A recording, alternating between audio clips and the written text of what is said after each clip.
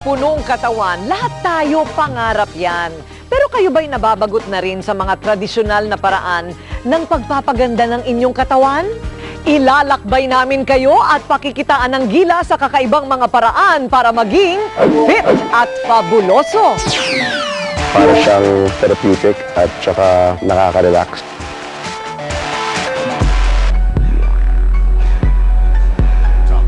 Fire zipping o pagpapaikot sa animoy bola ng apoy ang tawag dito. Yung mga Maori ng New Zealand, sila during those days, yung mga sundalo nila sa tribes nila, yung mga warriors na tinatawag, ito yung parang practice nila.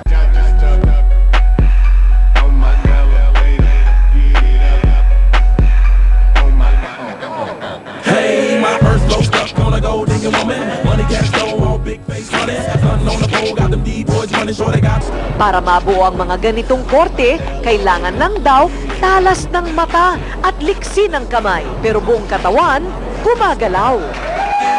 Gaya ng magkakaibang hilig nilang laro, iba't ibang uri din ng pagkain ang una sa listahan nila. Para sa mga fire zipper at wakeboarder, mayaman sa carbohydrates tulad ng carbonara at spaghetti ang prioridad nila. Pizza naman ang para sa mga manlalaro ng frisbee. Samantalang mayaman sa protina gaya ng tuna sandwich at steamed fish fillet ang gusto ng mga nagkakapuwera. Pero lahat nagkakaisa na dapat ang inumin nila mayaman sa fiber at L-carnitine. Magkaiba yung effect nila pero parehong nakakatulong sa body. Like ang L-carnitine nga, nakakatulong ito para ma-enhance yung utilization ng fat. So kapag nagkaroon ng fat breakdown, nagiging source ito ng energy, while ang function naman ng fiber ay inaalis niya ang mga harmful chemicals or mga toxins sa katawan natin.